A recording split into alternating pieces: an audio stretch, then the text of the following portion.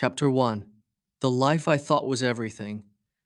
If I told you that divorce saved my life, would you believe me? Most people think divorce is only pain, but for me, it became the beginning of freedom. Let me tell you how it all started. My story may sound strange, but every word is true. This is the life I lived, the life I thought was perfect, and the life that almost broke me. My name is Elisa. I am 69 years old, and I live in the United States. People often see me now and call me strong, but I want to share with you the truth. I want to share with you my journey, my past life. I was married for many years. When I say many years, I mean most of my life. I entered that house as a young bride with dreams, but those dreams slowly turned into duties. From the first morning of my marriage till the last day with my husband, I lived for him. I cooked 3 meals a day. I pressed his shirts. I cleaned the floors. I kept everything in order so that he never had to lift a finger. People praised me as a good wife, and I thought that was my identity. I believed my worth was in serving him. I never asked for anything for myself. I did not buy clothes for me without his permission. I did not meet friends without telling him. My days started with his needs and ended with his moods. Sometimes I was tired. Sometimes I was sick. But I told myself this was love. I told myself a wife must sacrifice. I thought if he was happy, I was happy. That belief was so deep in me that I never even thought of life outside him. You may ask me, didn't you feel trapped? The truth is, I did not know I was trapped. I thought that life was normal. I thought love meant giving everything and expecting nothing. I thought silence was peace. Looking back now, I realize how blind I was. But then, at that time, I believed this was the only way to live. There were moments when I wanted to say, I am tired, but I swallowed my words. There were nights when I wanted to talk about my feelings, but he was always busy with himself. I waited for him to notice me, to ask me how I felt, but that moment never came. Still, I never complained. I thought maybe this is how all marriages are. Maybe I am too weak to ask for more. I remember a day when I had fever. My body was burning. My head was heavy. But he asked me to press his clothes. I stood there with tears in my eyes, pressing his white shirt while my hands shook. I wanted him to say, "Leave it. You need rest." But instead, he said, "Don't leave wrinkles." That day, I felt something break inside me. But still, I did not fight back. I told myself, this is my duty. My life became a pattern. Wake up, cook, clean, serve, sleep again and again, every single day. I lost myself. I forgot what I liked, what I wanted, what made me smile. People outside thought we had a perfect marriage. They said, "Look at her. She takes such good care of him. She is so lucky." Lucky, that word cut me like a knife, because deep inside, I felt empty. I was not lucky. I was lost, but I held on to hope. I kept telling myself, one day he will see how much I love him. One day he will thank me. I waited for years, but that day never came. Instead, something else came. Something that turned my life upside down. One evening, he sat at the table. His face was serious, his eyes cold. I thought maybe he was upset about work. I asked him softly if he wanted tea. He shook his head and said words I never thought I would hear. "I want a divorce." At first, I laughed nervously. I thought he was joking. How could he say that after so many years? But his face did not change. My hands shook. My voice cracked. I begged him. I said, "We can work it out. I will change. I will do more." I was ready to bend even further, even though I was already bent to the ground. But he was not listening. His mind was made. He said he wanted his freedom. He said he was tired. Tired. Those words felt like poison. Tired of what? I gave him everything. What more did he want? That night I cried like a child. I held his hand. I begged him not to leave, but he pulled away. The man for whom I had lived every second of my life was walking out, and I could do nothing to stop him. I felt like my whole world was collapsing. I wanted to scream, but no sound came out. I wanted to run, but my legs were heavy. It was the most helpless moment of my life. For the next days, I tried to stop him. I cooked his favorite meals. I spoke sweetly. I prayed. I thought maybe he would change his mind. But nothing worked. Papers were signed. My marriage ended with a few strokes of a pen. Just like that, decades of sacrifice were thrown away. Do you know what it feels like to see your whole life disappear in a moment? It is like standing in a storm with no shelter. It is like drowning and no one reaching out a hand. That was me, a woman who gave everything, now left with nothing. And yet, I want to tell you something. That moment, as painful as it was also the beginning of my true story. At that time, I did not know it. At that time, all I saw was darkness. But life had a plan for me, a plan I could not see, but a plan that would one day set me free. This is where my journey begins. This is the story of how I lost everything and how that loss became the door to a life I never imagined. Chapter 2. The day my world fell apart. I still remember the night he said it. The words cut me in half. Richard looked at me and said he wanted a divorce. His voice was calm, but my world shook. I thought it was a bad dream. I thought he would take his words back, but he did not. He looked at me with cold eyes and no care. I begged him. I told him I could change. I told him we could try again. I promised I would do more. I promised I would give up even the little I had kept for myself. I was ready to lose everything if it meant he stayed. But nothing touched him. His heart was far away. I held his hands and cried. I asked him to remember our years together. I reminded him of the home we built. I reminded him of the love I gave. But he said nothing that gave me hope. He only said he was tired. He only said he wanted peace. I could not understand. How could peace mean leaving me? That night, I could not sleep. I sat on the bed and cried until my body shook. I wanted to scream, but no sound came out. I wanted to run, but my legs felt weak. I pressed my face into the pillow, and it was wet with tears. I felt like a child who had lost everything at once. In the morning, I tried again. I cooked his favorite food. I smiled when he walked in. I spoke gently, hoping he would soften, but he ate in silence. He looked at me like I was not even there. My heart broke again. For days, I kept trying. I prayed in the night. I begged in the morning. I told him I could not live without him. But his eyes told me the truth.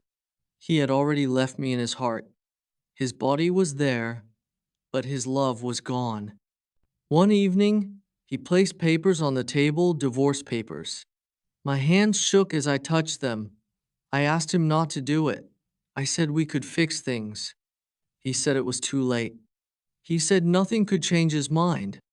My chest burned. I thought my breath would stop. I tried to delay it. I told him I needed more time. He said I could take a few days, but it would not change anything. He was sure. His voice was steady. Mine was broken. I felt like I was fighting a war I could not win. When I finally signed the papers, it felt like death. I saw my name next to his, broken apart forever. The pen slipped in my hand, but I still wrote it. My tears fell on the page. I wanted to tear it apart, but it was done. Years of marriage ended in a few strokes.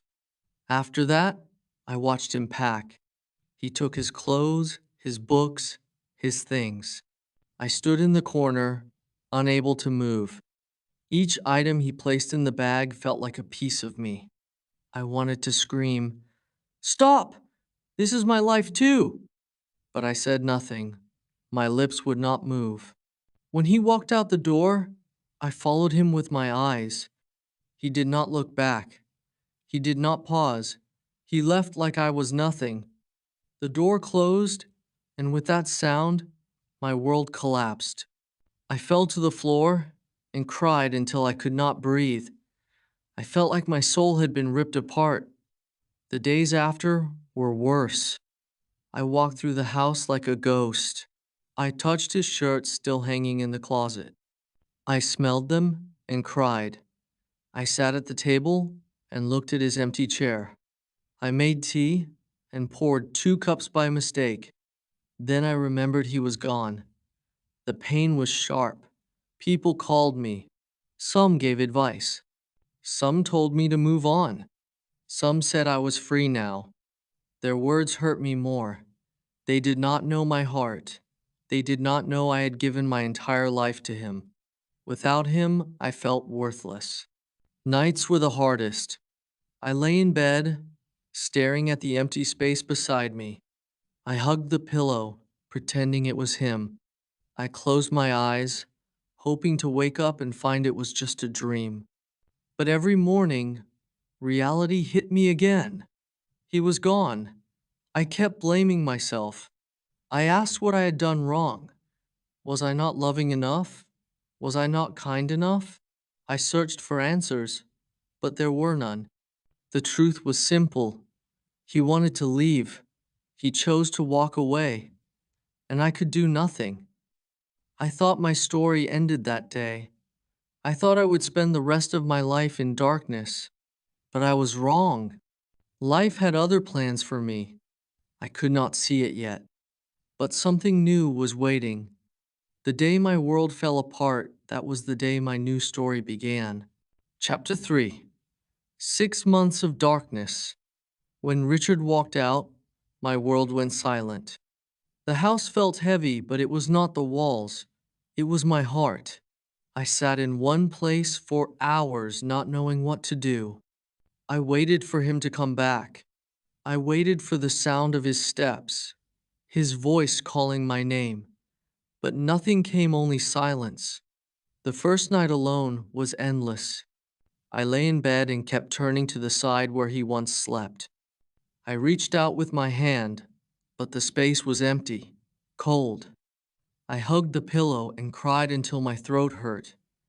My tears would not stop. My chest ached as if it would break. I thought, this is how my life will end alone, crying, forgotten.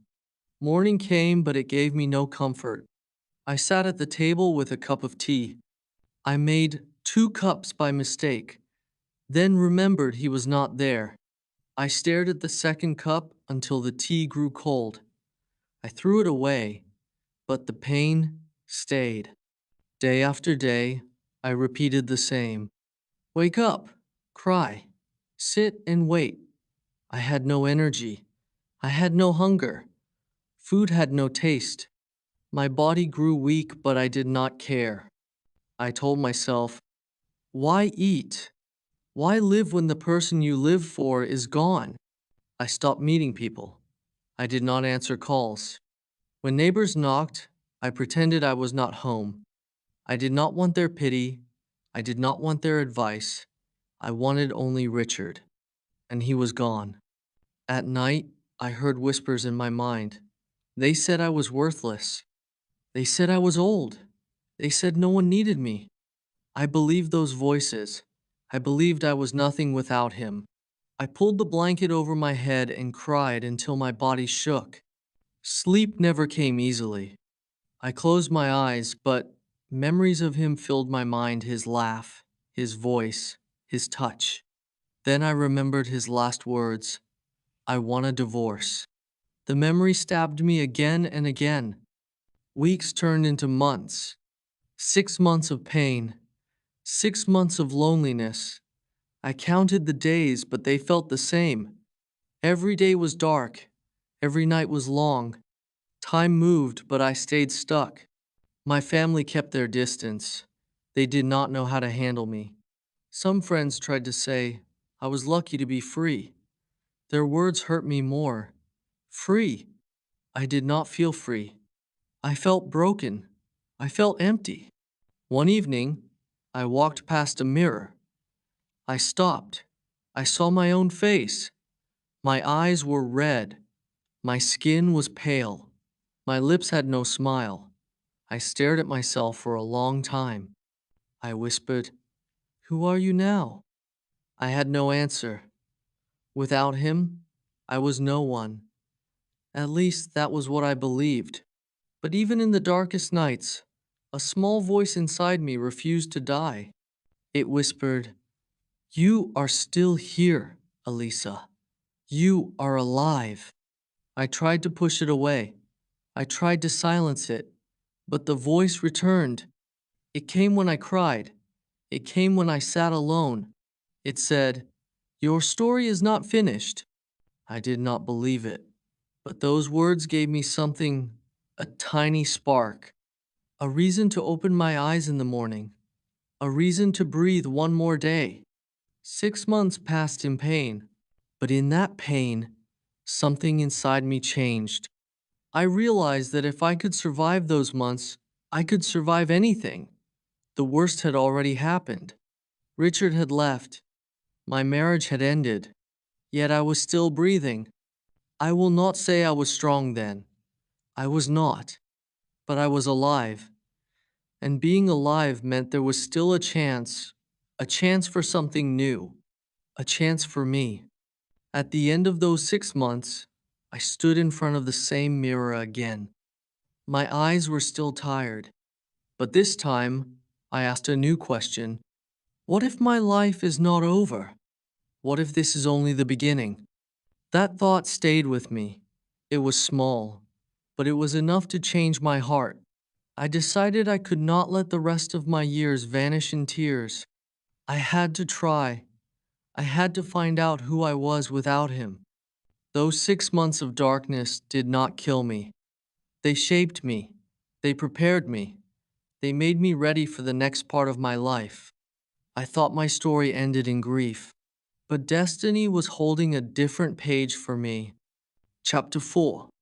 A question in the mirror. 6 months had passed. 6 months of crying, of begging God for answers, of feeling like a shadow. I thought I would never stand again. But one morning, something happened. I was walking slowly through the house. My eyes were tired. My steps were heavy. I stopped in front of the mirror. At first, I did not want to look. I hated my reflection, but I forced myself. I lifted my head. I looked at my own face. I saw a woman I did not know. Her eyes were swollen. Her skin was pale. Her lips were weak. I whispered to myself, "Who are you?" The voice was so soft, but it shook me inside. For years, I had only been his wife. That was my identity. I had lived for Richard. I had lived for his needs, his moods, his choices. Now he was gone, and I was left with nothing. I stood there for a long time. Tears filled my eyes, but I did not look away. I kept asking, "Who are you, Elisa? Who are you without him?" That was the first time in years I had spoken to myself. It felt strange. It felt painful. But also, it felt new. I realized I had never asked that question before. I had never thought of myself as a person on my own. I was always part of him, his wife, his shadow, his helper, never me. The mirror did not answer, but the question stayed. I walked away, but the words followed me. Who am I? Who am I now? That day, I could not stop thinking. I remembered the little girl I once was. I remembered dreams I once had. I remembered that I used to sing. I used to laugh. I used to want more. Somewhere along the way, I lost all of that. I gave it away. I buried it under duty. I cried again. But this time, the tears were different. They were not only for Richard, they were for me, for the woman I had forgotten, for the life I had sacrificed, for the years I could never get back. That evening, I sat at the table and wrote in a small notebook. I wrote one line, I am still here. My hand was shaking, but the words were clear. I am still here. It was not strength yet. It was not courage yet, but it was a beginning. The next morning, I looked in the mirror again. My face was the same, but I spoke out loud. I said, Elisa, you are not gone. You are not only his wife. You are you. The sound of my own voice surprised me. It was weak, but it was real. I had not heard myself in so long. I touched the glass and whispered, I will find you again. That promise became my new breath. It was small, but it kept me standing. The darkness was still there. The pain was still sharp. But now there was also a question that opened a door. Who am I, if not his wife? I did not have the answer yet, but I was ready to search. That was the day my life began to change. Not in big steps, not with sudden joy, but with one question in the mirror. A question that gave me the power to start again. Chapter 5. The First Steps to Freedom. The question in the mirror stayed with me. Who am I? Who am I without him? I could not forget it. It followed me through the days. It whispered to me at night. It made me restless, but it also woke something inside me. One morning, I sat at the table. I held a pen in my hand. I opened a notebook and wrote again. This time, I wrote more than one line. I wrote, I am still here. I want to live. I must find myself. The words looked strange on the page, but they gave me strength. I decided to do one small thing, something just for me. For the first time in years, I cooked a meal that I liked. Not his favorite, not something he wanted, only mine. I sat at the table and ate slowly. Tears came to my eyes because it felt new. It felt like I was feeding myself, not just surviving. The next day, I looked at my hands. These same hands had washed, cleaned, pressed, and served for him. Now, I wanted them to work for me. I asked myself, what can I do with these hands? Then I remembered something. Years ago, I loved to sew. I loved to make small things with fabric, but I gave it up.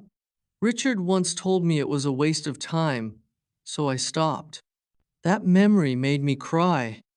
But after the tears, I felt a spark. I went to the closet. I found an old box with needles and thread. My fingers shook as I touched them again. I began to stitch a small piece of cloth. It was simple, but it felt like life. That little stitch was my first step. The needle went in and out, and with every move, I felt a piece of myself return. I was not fast. I was not perfect, but I was alive. In the days that followed, I made more small things.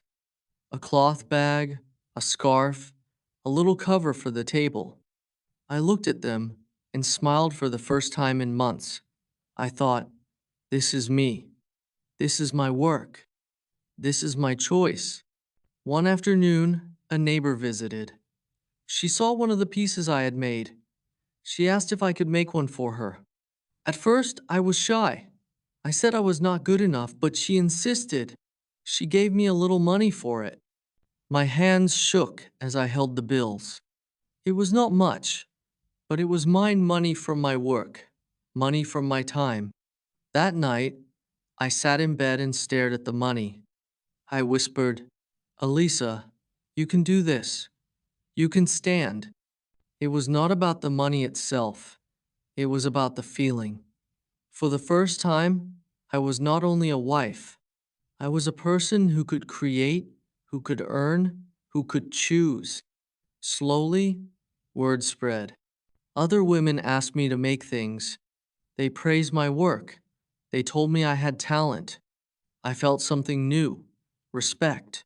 Not the kind I begged for from Richard, but the kind that came because of what I could do. Every time I worked with my hands, I felt lighter. Every time someone smiled at my creations, I felt seen. Every time I earned a little money, I felt free. But it was not only about sewing, it was about time. For years, my time was not mine. Every hour belonged to him. Now, even when I was alone, those hours belonged to me. I could use them however I wanted. That freedom scared me at first, but then it gave me peace. I realized I did not have to beg for value anymore. I could give myself value.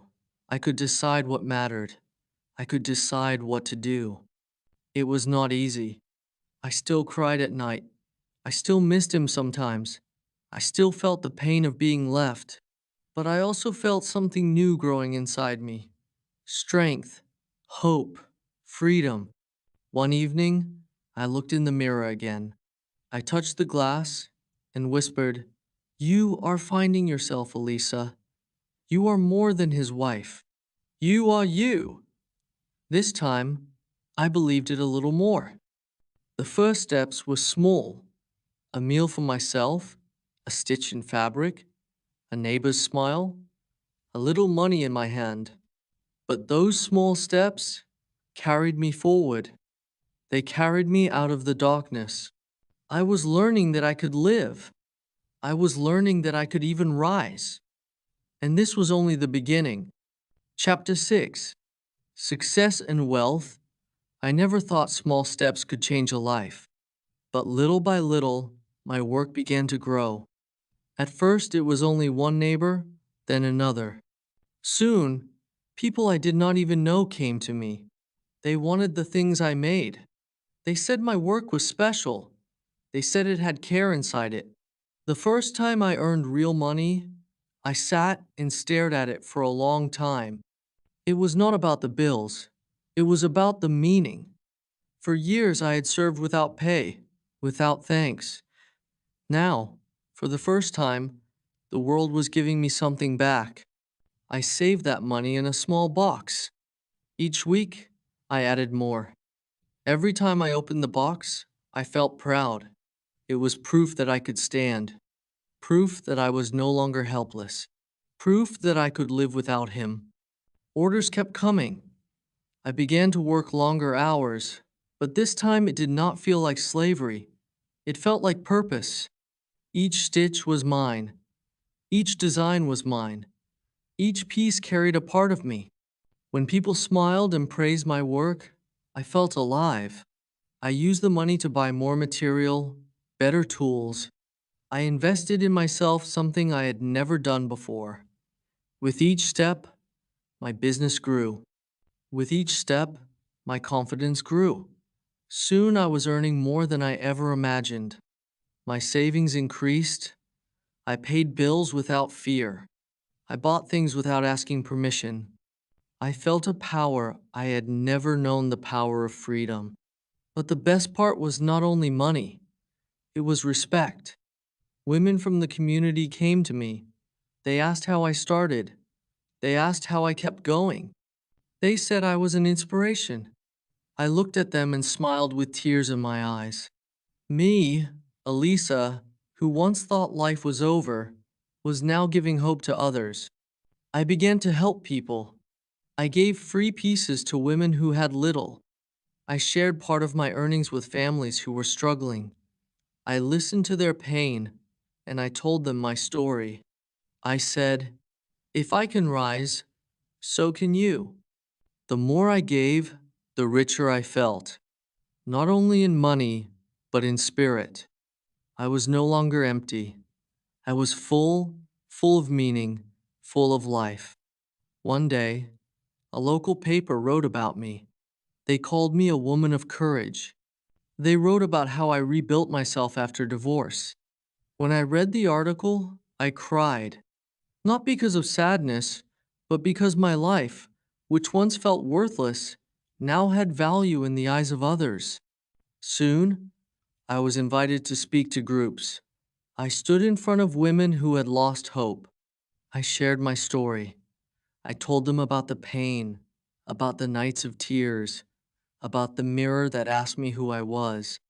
And I told them about the small steps, the first stitch, the first sale, the first smile.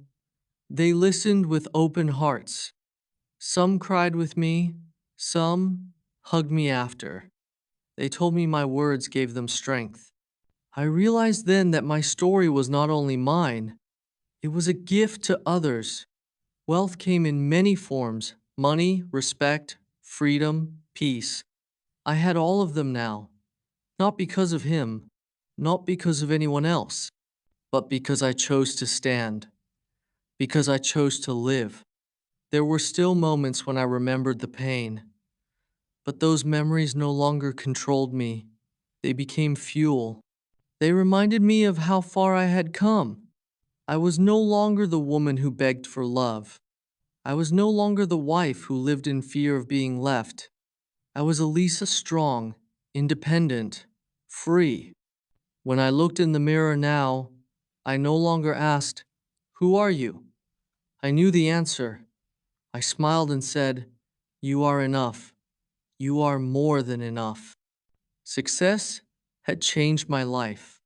But more than that, freedom had given me peace. I no longer lived in darkness. I lived in light of my own making. And this was only the beginning.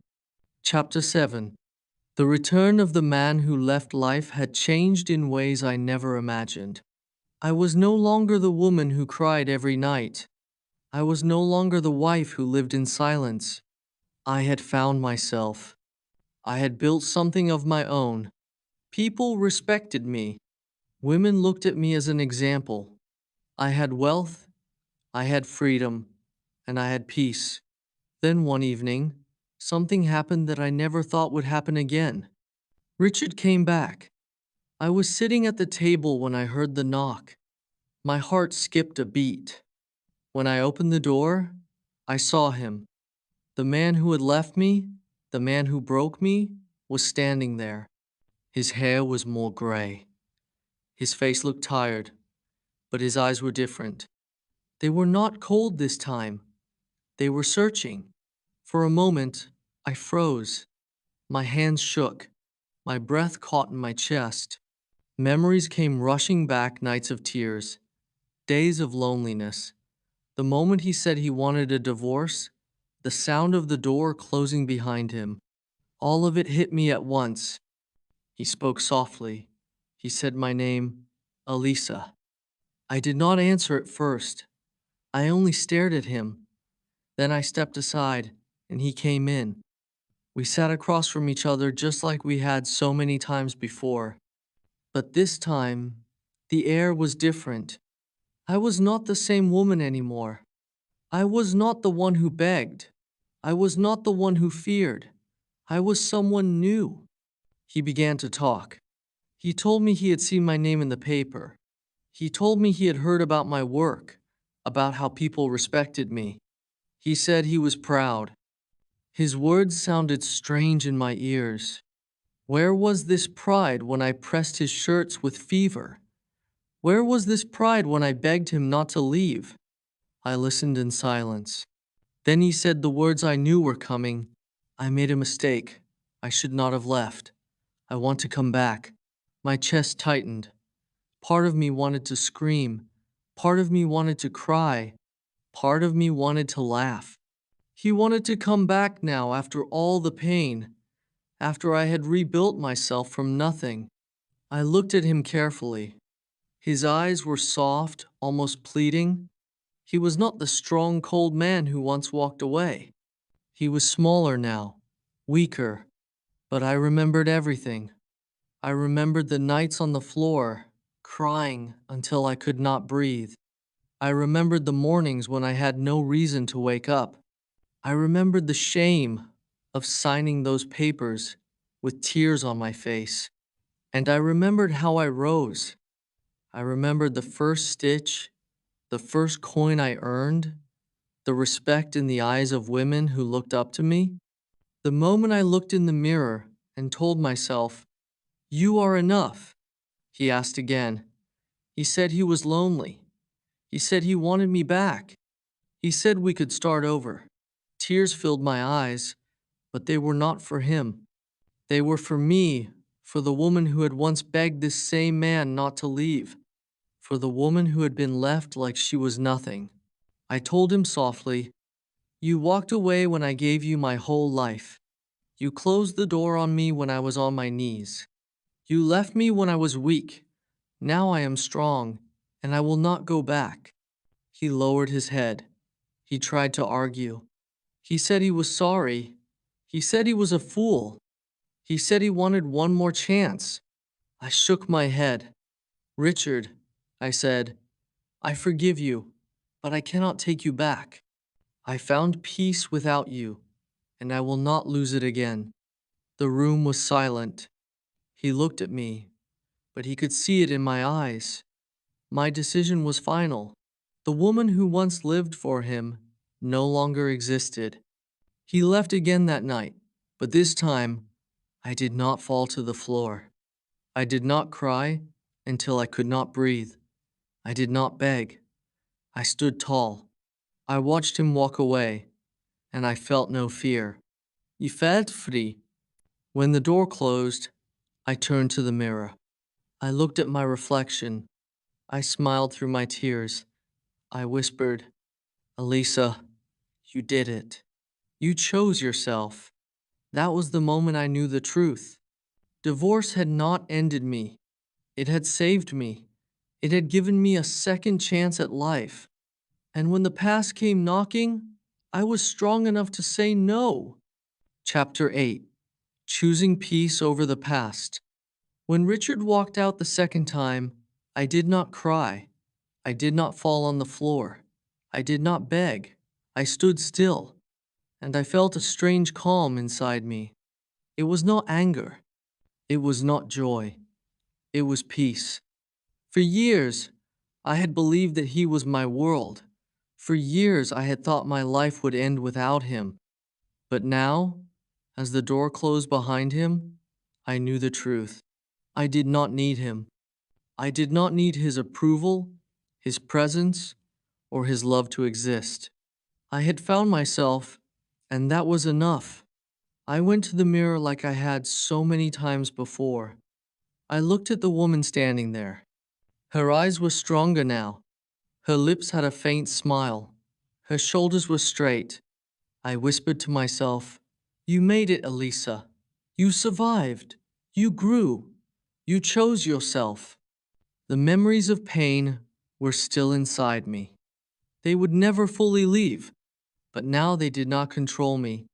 They were part of my story, but not the whole story. They were the shadows that made my light shine brighter. I thought about Richard's words. He said he was sorry. He said he wanted me back. Years ago, I would have given anything to hear those words. I would have fallen at his feet. I would have thanked him just for staying. But now, those same words meant nothing. They came too late. I forgave him in my heart, not for him, but for me. I did not want to carry hate. I did not want to carry anger. I wanted peace. And peace only comes when you let go. So, I let go. I let go of the years I gave away. I let go of the nights I cried. I let go of the woman who thought she was worthless. I closed that chapter, not with bitterness, not with regret, but with grace. I stood by the window and whispered, "Thank you, life. Thank you for breaking me. Thank you for teaching me that I am more than what I lost. Thank you for giving me a second chance." In the days that followed, I worked as usual. I helped women who came to me for advice. I shared my story with them. I told them the truth that pain can break you, but it can also build you. That love can hurt you, but self-love can heal you. That divorce is not always an ending. Sometimes it is the beginning. I saw hope in their eyes. Some of them were where I once was crying in silence, begging for love, feeling invisible. I told them, "You are not invisible. You are enough. You can rise." And when they believed me, even a little, I felt my purpose grow. I was no longer living in the past. I was no longer waiting for Richard to return. I was living in the present. I was living for myself and for others who needed to see that healing was possible. One morning, I woke up and smiled without reason. It had been years since that happened. I did not smile because of someone else. I smiled because I was alive, because I was free, because I was me. I had wealth now. I had respect. I had a name people knew. But none of those things were my real treasure. My real treasure was peace. The kind of peace that no one can take away. The kind of peace that comes from choosing yourself. I realized something that day. Divorce did not ruin my life. It gave me back my life. It gave me a chance to start again at 69. It gave me the strength to look at pain and still move forward. It gave me freedom. I will not lie. The journey was hard. There were nights when I thought I would not survive. There were mornings when I wished I would not wake up. But I did survive. I did wake up. And every step, every tear, every small act of courage led me here to peace. Now, when I sit with people, I do not hide my story. I tell it openly. I tell them about the pain, the loss, the nights of tears. And then I tell them about the freedom, the joy, the peace that came after. I want them to know that it is possible, that life does not end when love ends. Sometimes people ask me if I would ever take Richard back. I smile and say, I gave him my life once. Now this life is mine, and that is the truth. I do not hate him. I do not wish him harm. But my path is different now. My heart is free. My soul is calm. I choose peace over the past. When I look at the sunrise now, I whisper a prayer of thanks not for what I lost, but for what I gained.